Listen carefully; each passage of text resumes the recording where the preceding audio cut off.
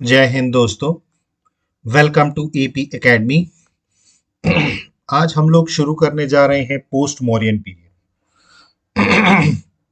Last class में हम लोगों ने मौर्यन डायनेस्टी से रिलेटेड इंपॉर्टेंट क्वेश्चंस किए थे जो प्रीवियस ईयर पेपर्स में आए हुए थे। आज से हम शुरू करने जा रहे हैं पोस्ट मौर्यन पीरियड।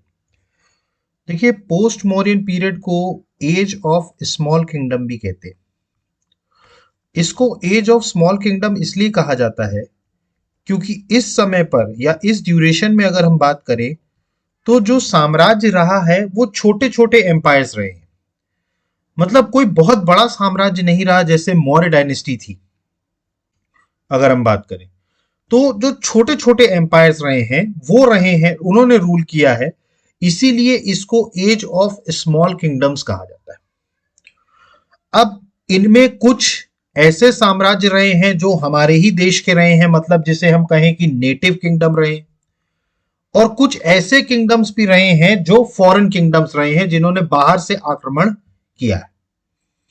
तो अब हमें इस पोस्ट मौर्यन पीरियड में नेटिव किंगडम्स के बारे में भी पढ़ना है और फॉरेन किंगडम्स के बारे में भी पढ़ना है। मैंने आप लोगों को बताया था कि मौर्य साम्राज्य का जो सबसे आखिरी शासक था, आखिरी रूलर, वो कौन था? वो था बृहद्रथ। ठीक। और बृहद्रथ का एक कमांडर इन चीफ था पुष्यमित्र शुंग। ठीक। तो पुष्यमित्र शुंग ने क्या करी थी? जो लास्ट मौर्यन रूलर था बृहद्रथ, उसकी हत्या करी और वहां से पोस्ट मौर्यन जैसे कहा जाए तो मौर्य डायनेस्टी का अंत किया और अपने नाम से एक नया एम्पायर शुरू किया जिसको कहा गया शुंग डायनेस्टी। तो पुष्यमित्र शुंग ने आखिरी मौर्यन रूलर को मारा और उसके बाद उन्होंने अपनी खुद की डायनेस्टी बनाई जिसको कहा गया शुंग डायनेस्टी। तो अगर हम इमीडिएट सक्सेसर की बात करें, मौर्य डायनेस्टी का जो इमीडिएट सक्सेसर मतलब होता है कि जो तुरंत बाद, मौर्य डायनेस्टी के तुरंत बाद अगर हम बात करें तो जिस वंश का शासन शुरू होता है वो है शुंग वंश। वो कौन सा है? शुंग डायनेस्टी। और जिसके संस्थापक कौन थे? पुष्यमित्र शुंग। ठीक। तो शुंग वंश जो रहा था उसकी मौर्य साम्राज्य के जस्ट बाद जो है वो शुंग वंश उसमें आया पिक्चर में। ठीक। तो अगर हम बात करें तो मैंने जैसा आपको बताया कि पोस्ट मौर्यन पीरियड में को एज ऑफ स्मॉल किंगडम्स कहा जाता है, मतलब कई सारे छोटे छोटे राज्य जो थे उन्होंने राज किया। तो उसमें जो एक वंश था वो था शुंग वंश, जिसके जो फाउंडर थे पुष्यमित्र शुंग। वो कमांडर इन चीफ थे किसके? बृहद्रथ के, जो लास्ट मौर्यन रूलर था। उसको उन्होंने मारा और वहां से क्या करी? शुंग वंश की स्थापना करी। लेकिन जैसा मैंने आपको बताया कि जो पोस्ट मौर्यन पीरियड था, ठीक है, इसमें दो तरीके के किंगडम्स रहे। सबसे पहले अगर हम बात करें तो एक तो था जो नेटिव किंगडम था। नेटिव किंगडम मतलब हमारे देश के ही जो राजा हुआ करते थे, एक तो वो हुआ करते थे। इसके बाद अगर हम करें तो एक जो हुआ करते थे वो हुआ करते थे फॉरेन किंगडम। ठीक। तो मतलब विदेशी विदेशी राजा हुआ करते थे। तो एक तो हमारे देश के ही राजा हुआ करते थे और एक विशेष विदेशी राजा भी इस टाइम पर पिक्चर में आए थे। तो नेटिव किंगडम्स की बात करें तो उसमें जो सबसे पहली डायनेस्टी है जो मैंने आपको बताया था, शुंग डायनेस्टी। ठीक। शुंग डायनेस्टी। ठीक। अब शुंग डायनेस्टी के बाद जो दूसरी नेटिव किंगडम होती है जिसने यहां पर राज किया वो है कण्वा डायनेस्टी। तो आपको याद रखना है, शुंग डायनेस्टी के बाद कौन आए? कण्व डायनेस्टी आई। और कण्व डायनेस्टी के बाद जो तीसरी डायनेस्टी रही जिसको हम नेटिव किंगडम के रूप में मानते हैं वो है सातवाहन डायनेस्टी। सातवाहन डायनेस्टी ये साउथ में रूल किया करते थे। ठीक। इन्होंने क्या किया? नॉर्थ में आकर के कण्व के जो आखिरी राजा थे, ठीक है, अगर हम कण्व डायनेस्टी की बात करें तो कण्व डायनेस्टी के जो आखिरी राजा थे सुशर्मा। ठीक। कण्व डायनेस्टी के आखिरी राजा तो थे सुशर्मा, उनकी हत्या करी और सातवाहन वंश की क्या करी गई? स्थापना की गई। ठीक। अभी हम आगे पढ़ेंगे कण्व डायनेस्टी। ठीक। तो हमें ये जो तीन नेटिव डायनेस्टीज हैं इनके बारे में पढ़ना है। पहले हम पढ़ेंगे शुंग डायनेस्टी के बारे में, कण्वा डायनेस्टी के बारे में और उसके बाद हम पढ़ेंगे सातवाहन डायनेस्टी के बारे में। अगर हम फॉरेन किंगडम्स की बात करें, ठीक है। अब इनमें कुछ विदेशी राजा भी रहे जिन्होंने यहां पर आक्रमण किया था। ठीक, अगर हम फॉरेन किंगडम्स की बात करें तो सबसे पहले थे इंडो ग्रीक। सबसे पहले कौन थे? Indo Greek. ठीक, जो ग्रीक रूलर्स हुआ करते थे उन्होंने सबसे पहले क्या किया था? आक्रमण किया था। ठीक, तो विदेशी राजाओं में सबसे पहले कौन थे? Indo Greek. ठीक, उसके बाद अगर हम दूसरे बात करें तो ये थे पार्थियंस। ठीक, इनके बारे में हम पढ़ेंगे, पार्थियंस के बारे में। ठीक, ये सारे मैं फॉरेन किंगडम्स वाले बता रहा हूं। तो पहले थे इंडो ग्रीक्स, दूसरे थे पार्थियंस। ठीक, तीसरे जो थे वो थे सकाज। तीसरे कौन थे? सकाज थे। और अगर हम चौथे बात करें तो वो कौन थे? कुषाण थे। ठीक, तो ये जो सकाज थे, कुषाण थे, पार्थियंस थे, इंडो ग्रीक्स थे, ये सारे क्या रहे? फॉरेन किंगडम रहे। ये बाहरी थे जिन्होंने बाहर से क्या किया था? आक्रमण किया था। ठीक, तो यहां पर हमें पोस्ट मौर्यन पीरियड में इन 7 किंगडम्स के बारे में पढ़ना है। सबसे पहले हम नेटिव किंगडम्स के बारे में पढ़ेंगे, जैसे शुंग के बारे में पढ़ेंगे, कण्वा डायनेस्टी के बारे में पढ़ेंगे, फिर सातवाहन डायनेस्टी के बारे में पढ़ेंगे। उसके बाद हम फॉरेन किंगडम्स के बारे में पढ़ेंगे, जिसमें इंडो ग्रीक के बारे में, पार्थियंस के बारे में, सकाज और कुषाण के बारे में पढ़ेंगे। क्लियर है? तो पोस्ट मौर्यन पीरियड में हमें इन 7 किंगडम्स के बारे में पढ़ना है। इसमें से 3 जो है वो नेटिव किंगडम्स हैं जो हमारे ही देश के हैं, और जो 4 जो है, अगले जो 4 हैं वो फॉरेन किंगडम्स के हैं। क्लियर? तो हमें एक एक करके इन सारे किंगडम्स को पढ़ना है। ठीक, तो जैसा मैंने आपको बताया, पोस्ट मौर्यन पीरियड क्या है? एज ऑफ स्मॉल किंगडम्स, छोटे छोटे राजाओं का समय। इसके बाद बात करें तो इसमें जो किंगडम्स हुआ करें तो उसमें जो नेटिव किंगडम हुआ करते थे उसमें सबसे पहला था शुंग डायनेस्टी, जिसके संस्थापक मैंने आपको बताया था कौन थे? पुष्यमित्र शुंग। इसके बाद थी कण्वा डायनेस्टी। ठीक, और जो तीसरी थी वो थी सातवाहना डायनेस्टी। ठीक, तो ये 3 क्या थे? Native kingdoms. और इसके बाद कुछ फॉरेन किंगडम्स भी थे, जिनमें सबसे पहला था इंडो ग्रीक्स, दूसरा था पार्थियंस, तीसरा था इंडियो साइक्सियंस या जिनको हम सकास कहते थे, और जो चौथे हुआ करते थे वो कौन हुआ करते थे? कुषाण हुआ करते थे। क्लियर? तो हमें इन सारे डायनेस्टीज के बारे में पढ़ना है। ठीक है, पोस्ट मॉडर्न पीरियड में सबसे पहले हम जो शुरुआत करेंगे वो नेटिव किंगडम से स्टार्ट करेंगे। नेटिव किंगडम्स की तीनों डायनेस्टीज के बारे में हम पढ़ेंगे, और उसके बाद फिर हम फॉरेन किंगडम्स के बारे में पढ़ेंगे। ठीक, तो let's start with the Shunga dynasty. मैंने आपको बता दिया पोस्ट मौर्यन पीरियड में ये 7 डायनेस्टीज रही हैं, जिसमें से 3 जो रही वो नेटिव किंगडम्स रहे और 4 जो रहे वो फॉरेन किंगडम्स रहे। So let's start with the Shunga dynasty. सबसे पहली जो डायनेस्टी रही वो रही शुंग डायनेस्टी। ठीक, अब मैं आपको बताऊं शुंग डायनेस्टी के फाउंडर जो रहे वो कौन थे? पुष्यमित्र शुंग। जानते हैं आप ये कौन थे? पुष्यमित्र शुंग। ठीक, ये कौन थे? ये जो लास्ट मौर्यन रूलर थे बृहद्रथ, ठीक है, उनके कमांडर इन चीफ थे। उनके कमांडर इन चीफ थे। इन्होंने क्या किया? लास्ट मौर्यन रूलर बृहद्रथ को खत्म किया और वहां से मौर्य डायनेस्टी का समापन किया, और अपने नाम से जो डायनेस्टी चालू करी वो कौन सी थी? शुंग डायनेस्टी। और शुंग डायनेस्टी के फाउंडर कौन थे? पुष्यमित्र शुंग।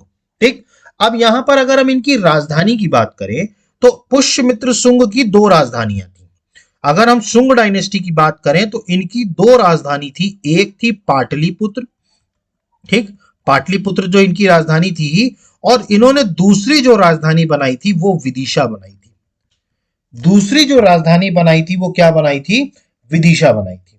ठीक, क्योंकि ऐसा माना जाता है कि इनका जो ओरिजिन हुआ है ये बेसिकली अवंती रीजन को बिलोंग करते थे, और अवंती जानते हैं आप कौन सा इलाका था? विदिशा का।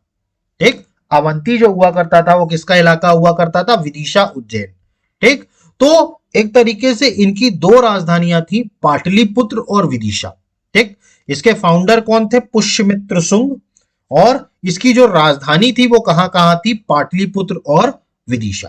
ठीक, तो सबसे पहले अगर हम शुंग डायनेस्टी की बात करें तो इसके जो फाउंडर थे वो थे पुष्यमित्र शुंग, और अगर हम कैपिटल की बात करें तो इनकी कैपिटल जो थी वो थी विदिशा एंड पाटलिपुत्र। विदिशा और पाटलिपुत्र इनकी 2 कैपिटल्स हुआ करती थी। अब हम देखते हैं कि शुंग वंश के बारे में सोर्सेस क्या है। सोर्सेस मतलब हमें कहां से शुंग वंश की जानकारी मिलती है। ठीक, तो अगर हम शुंग वंश के सोर्सेस की बात करें, ठीक, तो सबसे पहला जो इसका सोर्स था वो था पुराण। पुराणों में शुंग वंश के बारे में दिया हुआ था। ठीक, तो हमें सबसे पहला जो इंफॉर्मेशन मिलती है शुंग डायनेस्टी की वो कहां से मिलती है? पुराण से मिलती है। इसके बाद बात करें तो बाण भट्ट की एक किताब थी हरीश चरिता। हरीश चरिता, ये किसकी किताब थी? बाण भट्ट की। बाण भट्ट की एक किताब थी हरीश चरिता। हरीश चरिता, और इसमें क्या है, हरीश नहीं, हर्ष चरिता, सॉरी, हर्ष चरिता। और इसमें क्या है, जो है शुंग डायनेस्टी के बारे में पता चलता है। ठीक, तो हर्ष चरिता किसकी किताब थी? बाण भट्ट की। ठीक, इसके अलावा एक और किताब से हमें शुंग वंश के बारे में पता चलता है, यह किताब थी महाभाष्य। महाभाष्य, देखिए महाभाष्य का कंपाइलेशन भी इन्हीं के शासनकाल में हुआ था। ठीक, और ये महाभाष्य किसकी किताब थी? ये थी पातंजलि की। पातंजलि, देखिए पातंजलि क्या थे? पातंजलि जो थे वो पुरोहित थे पुष्यमित्र शुंग के। उसमें पुष्यमित्र शुंग के शासन काल में उनके पुरोहित हुआ करते थे पातंजलि, जिनकी किताब लिखी थी महाभाष्य। तो महाभाष्य से भी हमें शुंग वंश की जानकारी मिलती है। ठीक, इसके अलावा एक और किताब थी जिसका नाम है मालविका अग्निमित्रम। यह किताब बहुत इंपॉर्टेंट है, मालविका अग्निमित्रम। ठीक, यह किताब लिखी थी कालिदास ने। यह किताब किसने लिखी थी? कालिदास ने लिखी थी। तो तीन किताबें, ठीक, चार एक तरीके से। एक तो पुराण, ठीक है, इसके अलावा हर्ष चरिता जो बाण भट्ट ने लिखी, महाभाष्य जो पातंजलि ने लिखी, और मालविका अग्निमित्रम जो कालिदास ने लिखी। इन चारों किताबों से हमें शुंग वंश की जानकारी मिलती है। तो शुंग डायनेस्टी के बारे में हमें कहां कहां से पता चलता है? सबसे पहले तो हमें पुराणों से पता चलता है। इसके अलावा बात करें तो हर्ष चरिता जो बाण भट्ट की किताब है, देखिए ये जो मैं किताब और राइटर्स बता रहा हूं इनको बिल्कुल नोट कर लीजिएगा, ये किताब और राइटर्स पेपर में आते हैं। ठीक, तो हर्ष चरिता किसने लिखी है? बाण भट्ट ने। इसके बाद बात करें महाभाष्य की, तो वो कौन है? उसके राइटर पातंजलि। ठीक, और पातंजलि ही क्या रहते हैं? पुष्यमित्र शुंग के पुरोहित भी रहते हैं। ठीक, इसके अलावा बात करें तो एक और किताब थी मालविका अग्निमित्रम जो किसने लिखी थी? कालिदास ने। ठीक, तो ये चार किताबों से पता चलता है। इसके अलावा कुछ आर्कियोलॉजिकल एविडेंस भी मिले हैं। आर्कियोलॉजिकल एविडेंस मतलब स्थापत्य कला, ठीक है, मतलब इनके समय के बनाए हुए कुछ साक्ष्य भी जो हैं मिले हैं। ठीक है, तो ये सारे क्या थे? शुंग डायनेस्टी के सोर्सेस। ठीक, पुराण, बाण भट्ट की हर्षचरित, पातंजलि की महाभाष्य, कालिदास की मालविका अग्निमित्रम, और कुछ आर्कियोलॉजिकल एविडेंस। इन सारी चीजों से पता चला है कि शुंग वंश नाम, शुंग जो थी, इस वंश, ये भी एक वंश हुआ करता था। और इसके संस्थापक कौन थे? पुष्यमित्र शुंग, और उनकी कैपिटल्स दो थी, एक विदिशा और दूसरा पाटलिपुत्र। ठीक, दूसरा मैंने आपको एक पॉइंट और बताया था कि ये पुष्यमित्र शुंग ने ही मौर्य के आखिरी राजा बृहद्रथ की हत्या की थी। ठीक, तो एक तरीके से कहा जाए तो जो इमीडिएट सक्सेसर माने जाते हैं मौर्य डायनेस्टी के, वो शुंग डायनेस्टी है। तो आपको याद रखना है कि ये जो शुंग डायनेस्टी वाले हैं ये इमीडिएट सक्सेसर हैं मौर्यंस के। मौर्यंस के जो इमीडिएट सक्सेसर हैं वो कौन है? शुंग डायनेस्टी वाले। ठीक, और इनके बारे में बताया जाता है कि ये जो इनका ओरिजिन है ये बेसिकली ब्राह्मण फैमिली से है। ठीक, ये कौन सी फैमिली से माने जाते हैं? ब्राह्मण फैमिली से माने जाते हैं। और ये एक तरीके से माना जाए तो इनको अवंती रीजन का माना गया है। ठीक, तो इनके बारे में अगर बताया गया तो क्या बताया गया कि ये अवंती को बिलोंग करते हैं, अवंती रीजन से आए हैं। और ये किस फैमिली को बिलोंग करते हैं? ब्राह्मण फैमिली को बिलोंग करते हैं। तो आपको शुंग वंश के बारे में इंट्रोडक्शन समझ में आया। इसके फाउंडर थे पुष्यमित्र शुंग, इनकी कैपिटल रही विदिशा एंड पाटलिपुत्र। इनके जो सोर्सेस थे पुराणों से इनके बारे में पता चला। हर्ष चरित्र जो बाण भट्ट की किताब थी, महाभाष्य पातंजलि, मालविका अग्निमित्रम कालिदास। इसके अलावा शुंग को ही इमीडिएट सक्सेसर माना गया मौर्य का। क्यों? क्योंकि पुष्यमित्र शुंग जो थे वो कमांडर इन चीफ थे लास्ट मौर्य रूलर बृहद्रथ के, और उन्होंने ही उनको मारा था। ठीक, इसके अलावा बात करें तो ब्राह्मण फैमिली के ये बिलोंग करते थे। ठीक, और ये अवंती रीजन को बिलोंग करते थे। क्लियर? तो ये था शुंग वंश के बारे में इंट्रोडक्शन। अब हम देखेंगे शुंग वंश में कौन कौन से राजा रहे। ठीक, तो अगला जो है इसमें शुंग डायनेस्टी में कौन कौन से राजा रहे हैं, तो रूलर्स जो रहे शुंग डायनेस्टी के, तो आपको सिर्फ कुछ रूलर्स के बारे में याद रखना है, सारे रूलर्स के बारे में आपको याद नहीं रखना है। ठीक है, मैंने यहां पर नाम लिख दिए हैं, लेकिन आपको सारे रूलर्स के बारे में याद नहीं रखना। आपको सिर्फ मैंने बताया था, जब भी मैंने आपको पहले भी मैंने आपको ये चीज बताई थी कि डायनेस्टीज में आपको याद रखना है कि जो फाउंडर रहा है उसके बारे में और जो लास्ट रूलर रहा है उसके बारे में आपको पता होना चाहिए। बाकी बीच के कुछ रूलर्स में अगर कुछ ऐसा काम हुआ है जो कि मतलब जरूरी है जानने के लिए, तो आप उस चीज को जान के रख सकते हैं। तो सबसे पहले बात करें तो इसके जो फाउंडर रहे शुंग वंश के वो कौन रहे? पुष्यमित्र शुंग। ठीक, तो इसके जो फाउंडर रहे वो कौन रहे? पुष्यमित्र शुंग। इसके अलावा पुष्यमित्र शुंग के बाद जो उनके बेटे रहे अग्निमित्र। ठीक, मैंने आपको एक किताब के बारे में बताया था कालिदास की, मालविका अग्निमित्रम। तो उनकी जो किताब थी कालिदास की मालविका अग्निमित्रम, उसमें यही हीरो के किरदार में थे। मतलब उसके जो हीरो थे उनकी किताब के वो कौन थे? अग्निमित्र। ये किनके बेटे थे? पुष्यमित्र शुंग के। ठीक, इसके अलावा ये रहे वाजु श्रेष्ठा, इनके बारे में नहीं जानना। वासुमित्र का नाम आप याद रख सकते हैं। ठीक है, ये एक बार पूछा गया है पेपर में कि वासुमित्र जो थे वो कौन से वंश के शासक थे। ठीक, इसके अलावा आद्रका, ठीक, पुलिंदका, घोषा, वाजमित्रा और ये भागभद्र। ठीक, ये भागभद्र का भी नाम याद रखिएगा क्योंकि इनके समय में एक एम्बेसडर, ग्रीक एम्बेसडर आएगा, हेलियोडोरस। ये नाम मैं आपको इसलिए बता रहा हूं क्योंकि आपको याद रखना पड़ेगा, क्योंकि इसने एक पिलर बनवाया था, हेलियोडोरस पिलर। ठीक, अभी हम उसके बारे में आगे पढ़ेंगे। तो आपको भागभद्र का नाम याद रखना है। ठीक है, और इसके जो लास्ट रूलर रहे हैं, शुंग वंश के जो आखिरी शासक रहे वो थे देवभूति। ये बहुत इंपॉर्टेंट है। ठीक, तो शुंग वंश से रिलेटेड कुछ राजाओं के नाम आपको याद रखने हैं। इनको मतलब बहुत ज्यादा रटना नहीं है, सिर्फ एक बार पढ़ लेना है, क्योंकि कई बार क्वेश्चंस ऐसे भी पूछ लिए जाते हैं कि फलाना फलाना राजा कौन से वंश के रहे। ठीक, तो इसलिए आपको राजाओं के नाम एक बार पढ़ने हैं, लेकिन जो इंपॉर्टेंट राजा हैं जिनके बारे में आपको याद रखना है वो उसके फाउंडर और लास्ट रूलर। और अगर बीच में कोई राजा जिसके समय में कोई महत्वपूर्ण कार्य हुआ है तो उन राजाओं को आपको याद रखना है। तो शुंग वंश के फाउंडर कौन थे? पुष्यमित्र शुंग। और शुंग वंश के जो लास्ट रूलर थे वो कौन थे? देवभूति। वो कौन थे? देवभूति। क्लियर? तो आपको ये चीजें याद रखनी है। ठीक, अब हम स्टार्ट करेंगे सबसे पहले तो पुष्यमित्र शुंग के बारे में। ठीक, तो सबसे पहले हम शुरुआत करते हैं पुष्यमित्र शुंग के बारे में। ठीक है, तो पुष्यमित्र शुंग के बारे में आप जानते हैं, ये जो लास्ट मौर्यन रूलर थे बृहद्रथ, उनके कमांडर इन चीफ हुआ करते थे, और उनको मार करके ही इन्होंने शुंग वंश की स्थापना करी। ठीक, तो he founded the Shunga dynasty after killing Brihadratha. ठीक, बृहद्रथ को मार के। और बृहद्रथ कौन थे? आखिरी मौर्य शासक। ठीक, बृहद्रथ कौन थे? आखिरी मौर्य शासक। ठीक, तो पुष्यमित्र शुंग के बारे में। अब पुष्यमित्र शुंग के समय में अगर हम बात करें, दो विदेशियों ने आक्रमण किया था, आपको याद रखना होगा।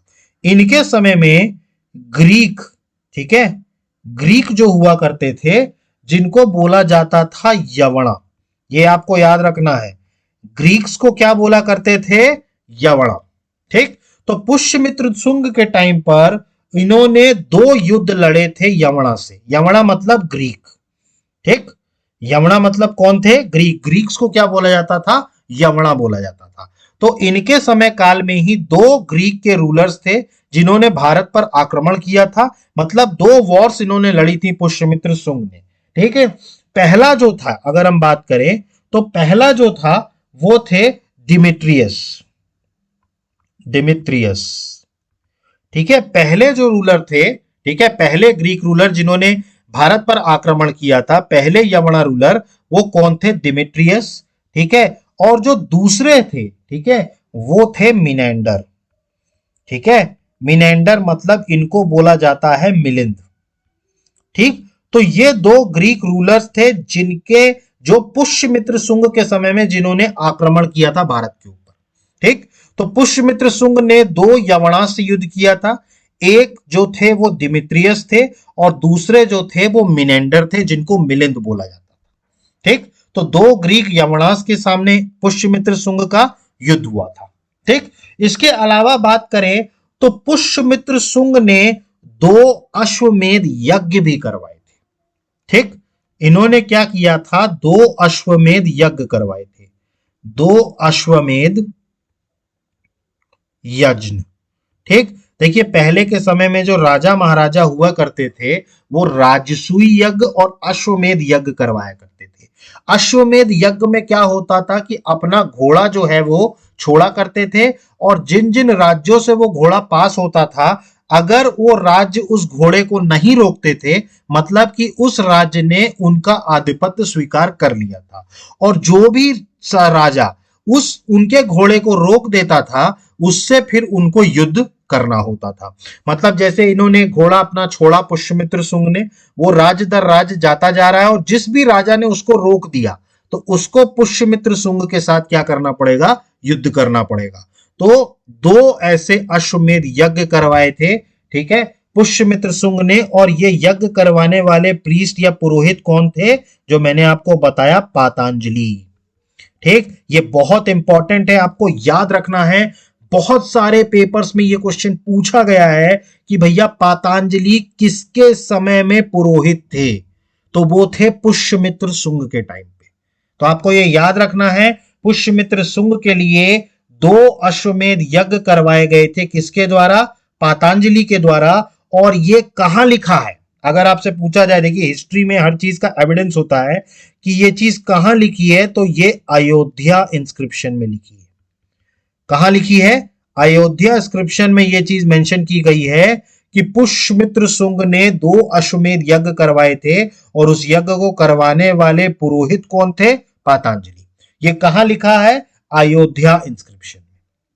ठीक, तो पुष्यमित्र शुंग के बारे में आपको 3 पॉइंट समझ में आए। सबसे पहले तो ये शुंग वंश के संस्थापक रहे, इन्होंने बृहद्रथ को मारा था। इसके बाद फिर इनको दो ग्रीक्स या यवनस के साथ युद्ध करना पड़ा, एक में डिमिट्रियस थे और दूसरे में मिनेंडर थे। तीसरा, दो अश्वमेध यज्ञ इन्होंने करवाए, पातंजलि पुरोहित थे, और ये कहां मेंशन किया है, अयोध्या इंस्क्रिप्शन में। क्लियर, तो यहां से अगर हम बात करें तो दो युद्ध इन्होंने लड़े, ग्रीक वॉर्स लड़े, एक डिमिट्रियस ने लेड किया था और दूसरा किसने किया था, मिनेंडर ने, जिसका नाम क्या था, मिलिंद।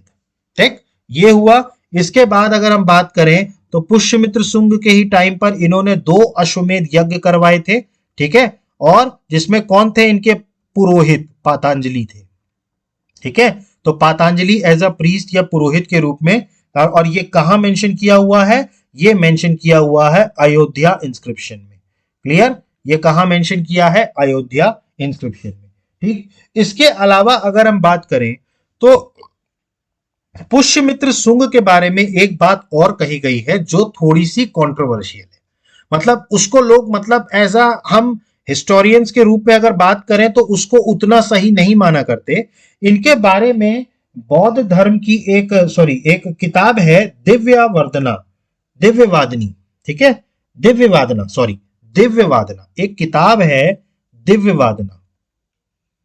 ठीक, एक सेकेंड, एक किताब है दिव्यवादना, उसमें इनके बारे में बताया गया है, पुष्यमित्र शुंग के बारे में, कि ये बौद्धों से बहुत ज्यादा नफरत करते थे।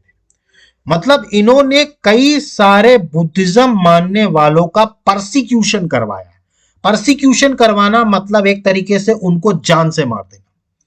तो दिव्यवादना किताब में यह चीज मेंशन की गई है कि पुष्यमित्र शुंग ने बहुत सारे बौद्ध धर्म के मानने वाले लोगों को परसिक्यू कर दिया, मतलब उनको मार के फेंकवा दिया सरयू नदी में, ऐसा उस किताब में बताया गया। ठीक, तो दिव्यवादना में क्या मेंशन किया गया कि ही परसिक्यूटेड मैनी बुद्धिस्ट फॉलोअर्स, बहुत सारे बुद्धिस्ट फॉलोअर्स को दिव्यवादना में यह चीज लिखी है कि इन्होंने कटवा करके और सरयू नदी में फेंकवा दिया था, ऐसा मेंशन किया है इस किताब में। लेकिन जो फैक्ट्स आगे सामने आए उससे ये चीज क्लियर नहीं होती है कि वाकई में इन्होंने बुद्धिस्ट फॉलोअर को मरवाया था, परसिक्यूट करवाया था या नहीं करवाया था। उसके पीछे का रीजन ये है कि जो स्तूप थे, ठीक है, अशोक ने जो स्तूप बनवाया था, मैंने आपको बताया था एक स्तूप अशोक ने बनवाया था सांची में, ठीक। और सांची में मैंने आपको बताया था एक एंट्रेंस गेट हुआ करता था जिसको तोरण कहते थे। क्या बोलते थे? तोरण, ठीक। मैंने आपको बताया था कि कई सारे गेट रहते थे, ठीक। तो वो तोरण द्वार बनवाने वाले कौन थे? वो पुष्यमित्र शुंग थे। तो पुष्यमित्र शुंग ने, जिन्होंने सांची स्तूप के तोरण द्वार या जो एंट्रेंस गेट माना जाए, या हम कहें इन्होंने जो है भरूत स्तूप, एक और स्तूप माना जाता है भरूत स्तूप। भरूत स्तूप कहां है? सतना में। भरूत स्तूप कहां है? सतना में, मध्य प्रदेश में, ठीक। तो यहां पर भी क्या है, इनके बारे में बताया जाता है कि इसके भी गेट और रेलिंग्स जो थी वो पुष्यमित्र शुंग ने बनवाई थी, ठीक। तो अब एक तरफ जो कहा जा रहा है कि भाई बुद्धिस्ट फॉलोअर्स को इन्होंने मारा, और दूसरी बात जो बुद्धिज्म का जो सबसे रिलीजियस प्लेस है जिसे हम स्तूप कहते हैं, ठीक, उसके ये तोरण द्वार बनवा रहा है। तो ये चीज आपस में क्या कर रही थी? कॉन्ट्रडिक्ट कर रही थी कि भाई अगर जो व्यक्ति एक धर्म के लोगों का परसिक्यूशन करवा रहा है, वो उनके धार्मिक जगह में गेट क्यों बनवाएगा? पुष्यमित्र शुंग ने ही तोरण द्वार बनवाए, सांची स्तूप में भी और भरूत स्तूप में भी, ठीक। इसके अलावा जो उनके इर्द गिर्द जो पत्थर की रेलिंग हुआ करती थी वो भी उसने बनवाई। अभी मैं आपको इमेज दिखा रहा हूं, ठीक। तो ये दोनों चीजें एक दूसरे को क्या कर रही थी? काउंटर कर रही थी। तो यहां पर अगर हम बात करें तो एक तो सबसे पहली बात तो इन्होंने भरूत स्तूप जो सतना में है और सांची स्तूप जो रायसेन में है, इनके गेटवेज बनवाए। इनके गेटवेज मतलब इनके जो तोरण द्वार थे वो बनवाए। अब यहां पर मैं आपको तोरण द्वार दिखवा रहा हूं, ये पॉइंट अभी आप लीजिए। ये देखिए, ये सांची का स्तूप है, ठीक। अब आप देखेंगे ये यहां पर पत्थरों की ये जो रेलिंग है, ठीक है, ये और ये आपका तोरण द्वार, ये देखिए गेटवे, ठीक। ये देखिए इसमें कई सारी दीवारों पर नक्काशी की गई है। तो ये जो गेट बनाया गया था, ये जो दरवाजा घुसने के लिए जो बनाया गया था, ये किसने बनाया था? पुष्यमित्र शुंग ने, ठीक। और ये कहां है? सांची में, ठीक। कहां पे? रायसेन में। इसके अलावा अगर हम इस स्तूप की बात करें तो ये सतना में है, इसको भरूत स्तूप कहते हैं। इसका भी जो आपको ये गेट नजर आ रहा है, ये गेट भी किसने बनवाया? ये गेट भी किसने बनवाया? पुष्यमित्र शुंग ने। और ये जो पत्थर की रेलिंग है, ठीक है, ये जो पत्थर की रेलिंग है ये भी किसने बनवाई? पुष्यमित्र शुंग ने, ठीक। तो पुष्यमित्र शुंग जिन्होंने जो बौद्धों का धार्मिक स्थान था वहां पर अगर इस तरीके के गेटवेज और स्ट्रक्चर बनवाए हैं, तो वो उन्हीं धर्म के लोगों का परसिक्यूशन कैसे कर सकता है? तो यहां पर हिस्ट्री, ये जो दोनों पॉइंट्स हैं एक दूसरे से क्या करते हैं? कॉन्ट्रडिक्ट करते हैं। लेकिन आपको दोनों पॉइंट्स याद रखने हैं। दोनों पॉइंट्स कौन कौन से याद रखने हैं? कि भाई एक तो दिव्य वादना किताब में ये चीज लिखी है कि भाई इन्होंने बुद्धिस्ट का परसिक्यूशन करवाया, और भरूत और सांची स्तूप के जो गेटवेज थे, ठीक है, जो उनके तोरण द्वार हुआ करते थे, या जो उनके पत्थरों का जो उनकी रेलिंग हुआ करती थी, ये सब किसने बनवाया था? पुष्यमित्र शुंग ने, ठीक। तो आपको दोनों पॉइंट से याद रखने हैं, ठीक है। तो पुष्यमित्र शुंग के बारे में आपको याद रखना है। सबसे पहले तो ये शुंग वंश के संस्थापक थे। इन्होंने लास्ट मौर्यन रूलर बृहद्रथ को मारा। उसके बाद इनको दो ग्रीक वॉर्स लड़ने पड़े। पहला जो लड़ा वो डिमेट्रियस से लड़ा, दूसरा मिनेंडर से लड़ा। इन्होंने 2 अश्वमेध यज्ञ किए। इनके समय में पुरोहित कौन थे? पतंजलि। अयोध्या इंस्क्रिप्शन में ये चीज मेंशन है, और दिव्य वादना में ये चीज लिखी है कि भाई बुद्धिस्ट फॉलोअर्स का इन्होंने परसिक्यूशन करवाया। लेकिन एक तरफ एक पॉइंट और भी लिखा है कि जो भरूत स्तूप है सतना में, और जो सांची स्तूप है रायसेन में, उसके तोरण द्वार जो बनवाए थे वो किसने बनवाए थे? पुष्यमित्र शुंग ने। क्लियर हुआ? तो पुष्यमित्र शुंग आपको समझ में आया, ठीक। अब हम बात करते हैं इनके सक्सेसर्स की, ठीक। तो इनके बाद पुष्यमित्र शुंग के बाद इसको जो सक्सीड किया वो किसने किया? इसके बेटे ने, जिसका नाम था अग्निमित्र। मैंने आपको बताया था अग्निमित्र के बारे में, ठीक है, जो पुष्यमित्र शुंग का क्या था? सक्सेसर था। तो अग्निमित्र क्या था? ये सदर्न प्रोविंस का गवर्नर था ड्यूरिंग फादर रीन। मतलब जब इसके फादर राजा हुआ करते थे तो उस टाइम पर दक्षिण प्रोविंस का गवर्नर किसको बनाया गया था? अग्निमित्र को बनाया गया था। ठीक। और मैंने आपको यह भी बताया था अग्निमित्र के बारे में कि कालिदास की एक नाटक था मालविका अग्निमित्रम। ठीक। कालिदास का एक ड्रामा था, क्या था, मालविका अग्निमित्रम। उसमें रियल हीरो जो थे वो अग्निमित्र थे। ठीक। तो कालिदास का एक ड्रामा हुआ करता था, ठीक है, मालविका अग्निमित्रम। ठीक है। इसमें इन्होंने कहानी बताई थी अग्निमित्र के बारे में, ठीक है, और इनकी प्रेमिका थी मालविका, उनके बारे में। तो ये मेन हीरो के रूप में अग्निमित्र जो थे वो कालिदास के ड्रामा में थे। ठीक। अब इसके बाद अगर हम बात करें तो जो लास्ट रूलर थे शुंग डायनेस्टी के, देखिए मैंने आपको बताया था बाकी किसी शुंग डायनेस्टी के रूलर के बारे में बहुत ज्यादा जानने की जरूरत नहीं है। बस जो आप जानना है वो ये है कि जो आखिरी रूलर थे अगर हम बात करें तो लास्ट रूलर इसके कौन थे, देवभूति। ठीक है। और देवभूति को किसने मारा था, तो इन्हीं के अपने एक मिनिस्टर थे वासुदेव, वासुदेवा। ठीक है। वासुदेव इनके एक मिनिस्टर थे जिन्होंने लास्ट शुंग रूलर देवभूति को मारा। और वासुदेव ने किस वंश की स्थापना कर दी, कण्व वंश। वासुदेव ही कौन थे, किसके फाउंडर थे, कण्वा डायनेस्टी के। ठीक। तो इन्होंने क्या किया, लास्ट शुंग रूलर को खत्म किया, देवभूति को, और इन्होंने कण्व वंश की स्थापना करी। तो लास्ट रूलर कौन थे शुंग डायनेस्टी के, देवभूति। एक आपको ये पॉइंट बहुत अच्छे से याद रखना है। तो ये जो वासुदेव कण्वा थे, ठीक है, इन्होंने क्या किया, देवभूति को मारा, और देवभूति को मारने के बाद नए वंश की स्थापना करी जो थी कण्वा डायनेस्टी। ठीक। जिसको हम आगे पढ़ेंगे अब इसके बाद। ठीक। शुंग डायनेस्टी के बाद जो हमें पढ़ना है वो कौन सी डायनेस्टी पढ़नी है, कण्वा डायनेस्टी। तो आपको याद रखना है कण्वा डायनेस्टी के फाउंडर थे वासुदेव कण्वा, और ये जो लास्ट शुंग रूलर था देवभूति, ठीक, उसके एक मिनिस्टर हुआ करते थे। ठीक है। उन्होंने क्या किया, देवभूति को मारा और कण्व वंश की स्थापना करी। ठीक है। क्लियर हुआ आपको ये। ठीक। इसके अलावा आपको एक और बहुत इंपॉर्टेंट पॉइंट याद रखना है हेलियोडोरस के बारे में। देखिए ये पॉइंट इसलिए बहुत ज्यादा इंपॉर्टेंट है क्योंकि ये क्वेश्चन कई बार प्रीवियस ईयर एग्जाम्स में पूछा जा चुका है। ठीक। तो सब अगर हम हेलियोडोरस की बात करें तो ये एक ग्रीक एम्बेसडर था। कौन सा था, ग्रीक एम्बेसडर था, जो किसके कोर्ट में आया था, भागभद्र के कोर्ट में। और ये भागभद्र कौन था, शुंग रूलर था। आपको मैंने जब बताया था, जो रूलर्स बता रहा था, तो देवभूति के पहले जो राजा था वो कौन था, भागभद्र था। और इनके टाइम पर एक ग्रीक एम्बेसडर आया था, हेलियोडोरस। कौन था, हेलियोडोरस। तो ये जो ग्रीक एम्बेसडर हेलियोडोरस था, ठीक है, इसने क्या कर लिया था, इसने हिंदू धर्म अपना लिया था और इसने यहां पर एक पिलर बनाया था। ठीक है। जिसको कहा जाता है हेलियोडोरस पिलर।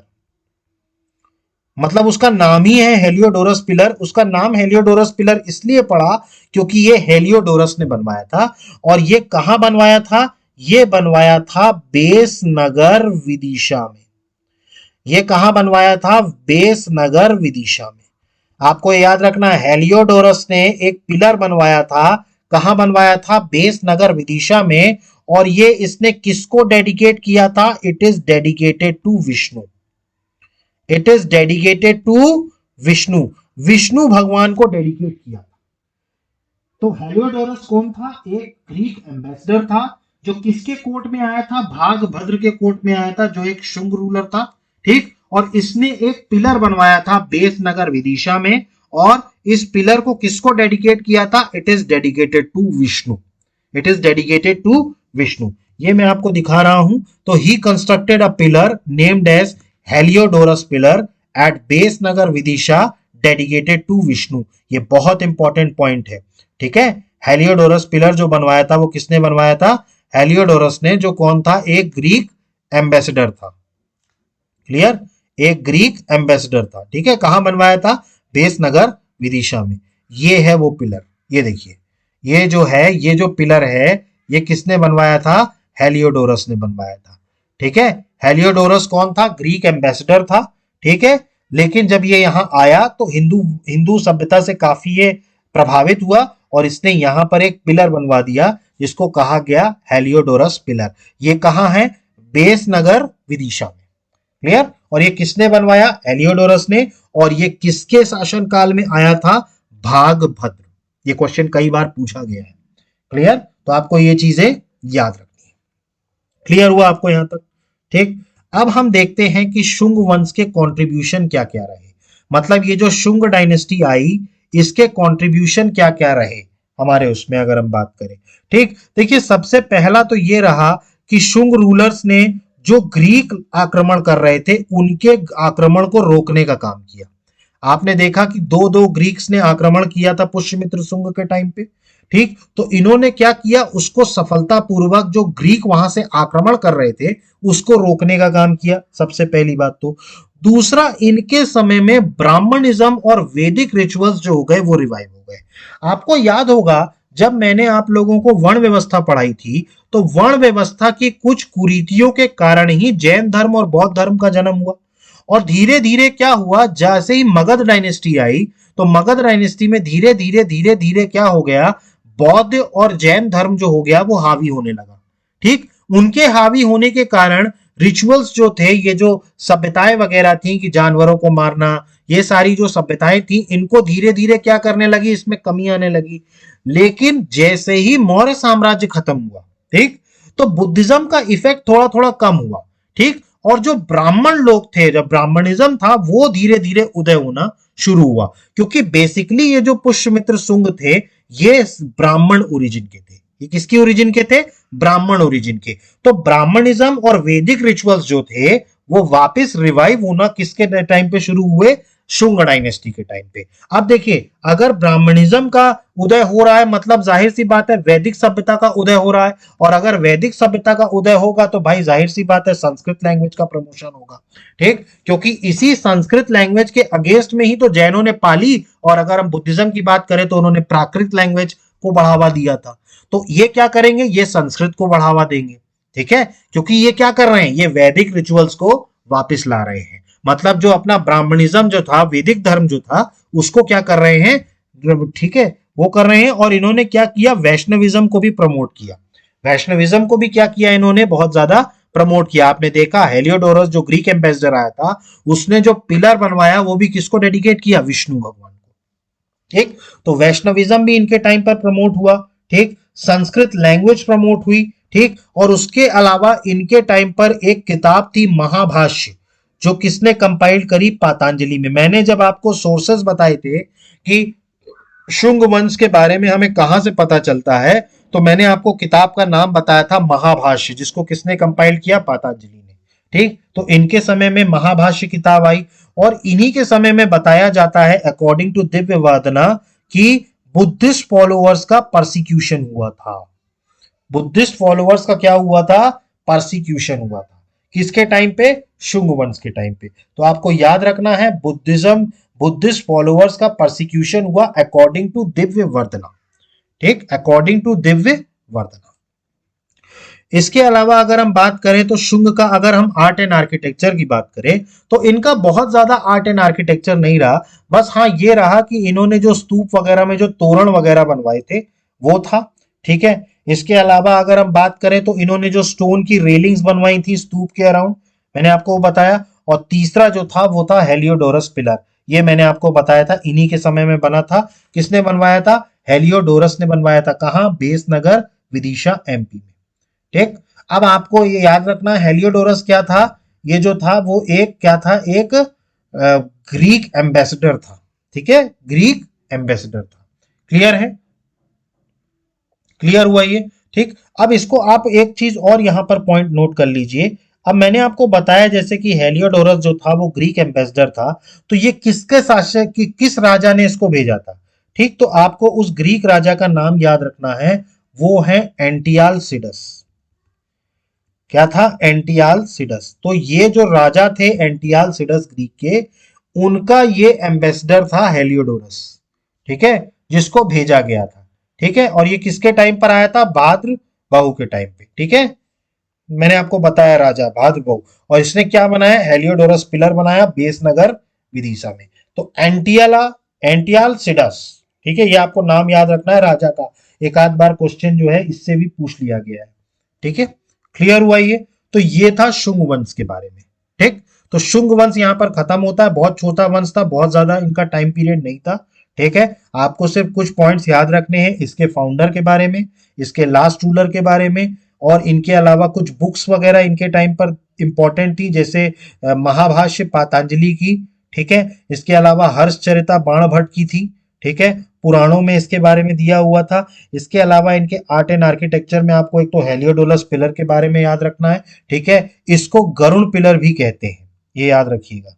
ये जो हेलियोडोरस पिलर है इसको क्या बोला जाता है, गरुड़ पिलर, ठीक। तो इसका नाम जो एक और है वो क्या है, गरुड़ पिलर, ठीक है। तो गरुड़ पिलर जो था, हेलियोडोरस पिलर जिसको हम कहते हैं, उसके बारे में हमें पढ़ना है, ठीक है। और इसके जो लास्ट रूलर थे वो कौन थे, अगर हम बात करें तो जो इनके लास्ट रूलर थे, ठीक है, वो कौन थे, देवभूति। और देवभूति के एक मिनिस्टर थे वासुदेव, जिन्होंने उनको मारा और उसके बाद किस वंश की स्थापना करी, कण्व वंश की, ठीक। तो अब हम शुंग वंश के बाद अगले वंश की तरफ चलते हैं, वो है कण्व वंश। देखिए यहां तक अगर आपको कोई भी डाउट उठ रहा है तो प्लीज कमेंट बॉक्स में मेंशन कर दीजिएगा, मैं उसका आंसर आपको जल्द से जल्द प्रोवाइड कराऊंगा। नेक्स्ट जो डायनेस्टी आती है वो आती है कण्वा डायनेस्टी, ठीक। देखिए कण्वा डायनेस्टी का इतिहास हमारे पास बहुत कम है, ठीक है, मतलब इनके जो सोर्सेज हैं वो क्या है, बहुत ज्यादा कम है, ठीक है। तो कण्व डायनेस्टी के बारे में आपको बहुत ज्यादा नहीं पढ़ना है, ठीक है। कण्व डायनेस्टी के बारे में आपको सिर्फ इनके फाउंडर के बारे में पढ़ना है, इनकी कैपिटल के बारे में पढ़ना है, ठीक है, और इनके जो 3-4 राजा रहे हैं उनके नाम आपको याद रखने हैं, और कण्वा डायनेस्टी के जो आखिरी रूलर थे उनके बारे में आपको पता होना चाहिए, ठीक। क्योंकि कण्व डायनेस्टी के बारे में बहुत सारा इंफॉर्मेशन नहीं है।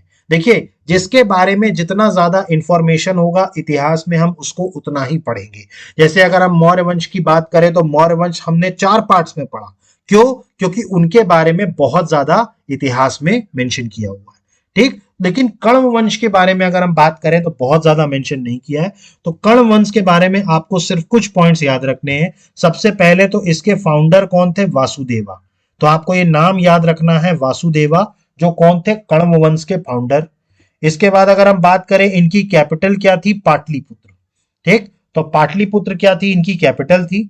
अब वासुदेव जो थे इन्होंने क्या किया था, आखिरी शुंग रूलर, जो आखिरी शुंग के रूलर थे देवभूति, उनको हरा करके ये गद्दी पर बैठे थे। तो वासुदेव क्या थे, किसको हराया था, देवभूति को, जो आखिरी शुंग रूलर थे उनको मार दिया, और उसके बाद फिर वो गद्दी पर बैठे। अब पुराणों की अगर हम बात करें तो बेसिकली इस डायनेस्टी में 4 रूलर्स थे, ठीक है। आपको इन 4 रूलर्स का नाम याद रखना है, वासुदेव, फिर इसके बाद आते हैं भूमिमित्र, ठीक, इसके बाद आते हैं नारायणा, और जो आखिरी रूलर थे वो थे सुशर्मा। तो कण्व वंश के जो आखिरी रूलर थे वो कौन थे, सुशर्मा। तो आपको 4 रूलर्स के नाम याद रखने हैं, वासुदेवा, भूमिमित्रा, नारायणा, और चौथे कौन थे, सुशर्मा, ठीक। तो जो कण्व वंश के आखिरी रूलर थे वो कौन थे, सुशर्मा। ये बहुत इंपॉर्टेंट पॉइंट है, आपको नोट करके रखना है, ठीक। वासुदेव इनके जो थे वो प्रारंभिक रूलर थे, मतलब जो फाउंडर थे, और जो इनके लास्ट रूलर थे वो कौन थे, सुशर्मा, ठीक है। अब पुराणों के ही मुताबिक ये बताया जाता है कि इन कर्ण वंश को ओवरथ्रोन करने वाले कौन थे, आंद्राज, या जिनको हम सातवाहन कहते हैं, ठीक है। तो ये जो कर्ण वंश था इनको खत्म करने वाले, इनको बाहर करने वाले कौन थे, सातवाहन थे, ठीक है। तो कर्ण वंश के बारे में इतना ही हमारे इतिहास में पता है हमें।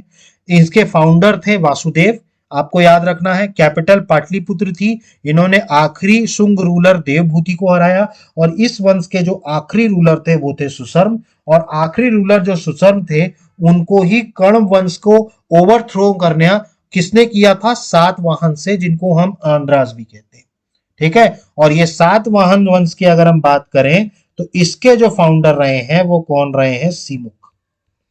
इसके जो फाउंडर रहे वो कौन रहे, सिमुक, सिमुक, ठीक। ये इसके सातवाहन के फाउंडर थे। तो आपको कण्वा डायनेस्टी के बारे में सिर्फ इतने ही पॉइंट्स याद रखने हैं, क्योंकि इतिहास में इनके बारे में बहुत ज्यादा मेंशन नहीं किया हुआ है, क्लियर।